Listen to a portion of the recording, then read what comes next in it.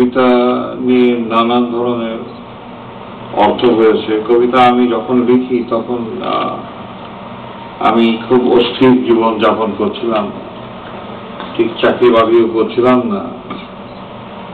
আর আত্মীয় স্বজনের বাড়িতে গেলেই বলতো, কি রে এখনো ভেরেন্ডা পাচ্ছিস, কবে চাকরি বাকরি করবে। ঠিক সেই সময় আমি এই কবিতাটা লেখার ফলে অনেকেই ধরে নিয়েছিল যে এটা বোধহয় আমার আত্মজৈবনিক কোন কবিতা, কিন্তু বস্তুত পক্ষে ঠিক আমি এটা কি বলবো ব্যক্তিগত জীবনের ছদ্মবেশে আমি কিন্তু অন্য একটা কথা বলতে চেয়েছিলাম। অমিয় চক্রবর্তীর একটা কবিতার পংক্তি আছে যে, ঘর নেই আছে ঘরের দিকে যাওয়া। আমি এই কথাটাই বলতে চেয়েছিলাম যে আমরা এমন এক সময় বাস করছি যখন মানসিক ভাবে আমাদের কোনো ঘর নেই। এই কথাটাই আমি বলতে চেয়েছি কবিতাটাতে। এখন দেখা যাক সেটা বলতে পেরেছি কিনা। অগ্রজের উত্তর, না শহীদ সে তো নেই, গধূলিতে তাকে কখনো বাসায় কেউ কোনোদিন পায়নি, পাবে না। নিসর্গে তেমন মন নেই, তাহলে ভালোই হতো, অন্তত চোখের রোগ সযত্নে সারিয়ে তুলত হরিত পত্রাল। কিন্তু মধ্যরাত্রির সশব্দ কড়া তার রুক্ষ হাতের নাড়ায় যেন দুঃসংবাদ নিতান্ত জরুরি, আমাকে অর্ধেক স্বপ্ন থেকে দুঃস্বপ্নে জাগিয়ে দিয়ে তারপর যেন মর্মাহতের মতন এমন চিৎকার করে ভাই ভাই ভাই বলে ডাকে।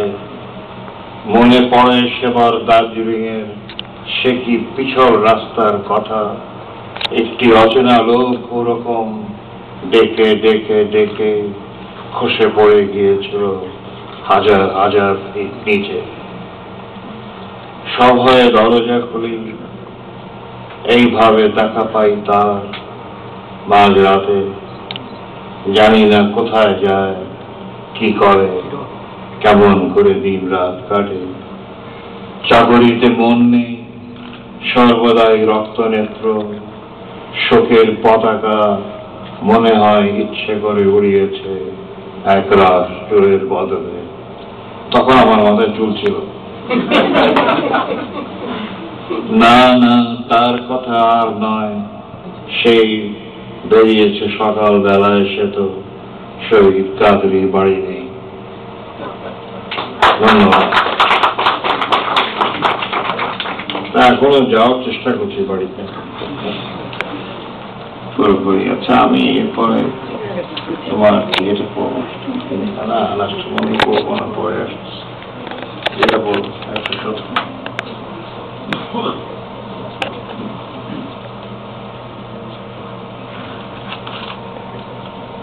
এখন তো 117 কোথায় গেল?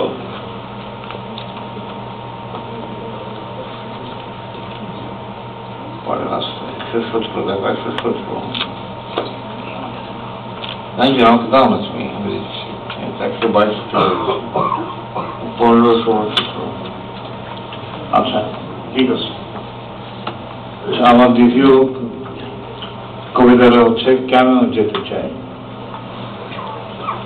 আমি তোমাদেরই দিকে যেতে চাই, ঝকঝকে নতুন একটি সেতু, যেমন নদীর ওপারে দাঁড়ানো ওই লোকগুলোর কাছে পৌঁছে যেতে চায়। কিন্তু তামা ও পিতল সহ বাসন কোসন, চিড়ে গুড় ইত্যাদি গোছাতে তোমরা ব্যস্ত, বড্ড বেশি ব্যস্ত। মাঝে মাঝে দূর থেকে নিঃশব্দে দাঁড়িয়ে তোমাদের ব্যস্ততা দেখতে আমি ভালোবাসি।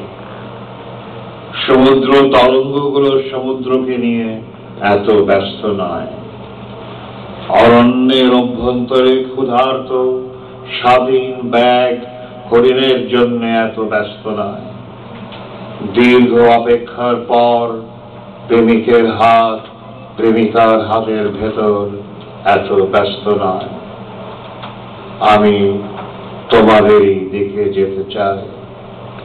শীতের পর প্রথম উল্টো পাল্টা বাতাস যেমন প্রত্যেকটি ফাঁক ফোকর এবং রন্ধ্র দিয়ে যেতে চায় তোমাদের চোখে মুখে চুলে, কিন্তু তৈজসপত্রের রং, টেবিল ও চেয়ারের ঢং, জানলার পর্দা ইত্যাদি বদলাতে, গোছগাছ করতে তোমরা ব্যস্ত, বড্ড বেশি ব্যস্ত।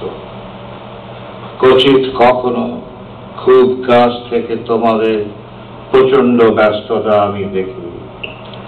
দিগন্ত আধার করা সজল শ্রাবণ বৃষ্টি ঝরানোর জন্য আমন ব্যস্ত না।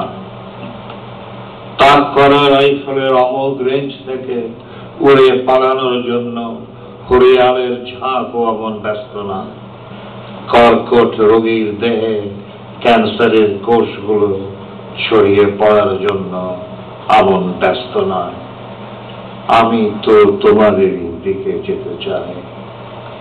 ইন্দ্রনীল একটি মোহন আংটি প্রেমিকের কম্পমান হাত থেকে প্রেমিকার আঙুলে যেমন উঠে যেতে চায়, কিন্তু চাষাবাদ, বাণিজ্য এবং প্রতিযোগিতামূলক শিল্প ইত্যাদি বিষয় নিয়ে তোমরা ব্যস্ত, বড্ড বেশি ব্যস্ত।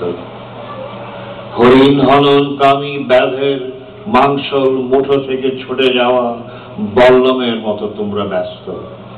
দিগ্ভ্রান্ত তৃষ্ণার্ত পথিককে গিলে ফেলার জন্য উত্তর বাংলার চোরা বালির মতো তোমরা ব্যস্ত। চিরচেনা বৃক্ষরাজিকে পল্লব শূন্য করার জন্য শীতের জটিল বিস্তারের মতো তোমরা ব্যস্ত। যাত্রী নিয়ে ঘর ফেরা নৌকোগুলো হরণ করার জন্য চোরা স্রোত এবং ঘূর্ণি পাকের মতো তোমরা ব্যস্ত। তোমরা ব্যস্ত, তোমরা ব্যস্ত, তোমরা ব্যস্ত, তোমরা বড্ড বেশি ব্যস্ত। অথচ আমি তো আজীবন তোমাদের দিকে যেতে চাই। কেন যেতে চাই?